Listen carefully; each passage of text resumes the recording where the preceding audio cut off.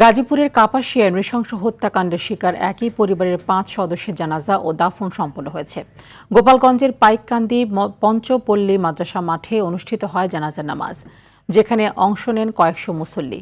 বেলা ১১টায় নামাজ শেষে মরদেহগুলো নিয়ে যাওয়া হয় উত্তর চরপাড়া কবরস্থানে। সেখানে পাশাপাশি কবরে চিরনিদ্রায় শায়িত করা হয় মা ও তার ৩ সন্তান সহ ছোট ভাইকে। এর আগে সকাল ৬টায় আইনি প্রক্রিয়া শেষে দুটি লাশবাহী গাড়িতে করে মরদেহগুলো যখন গ্রামে পৌঁছায়, তখন চারপাশ ভারী হয়ে ওঠে স্বজনদের আর্তনাদে।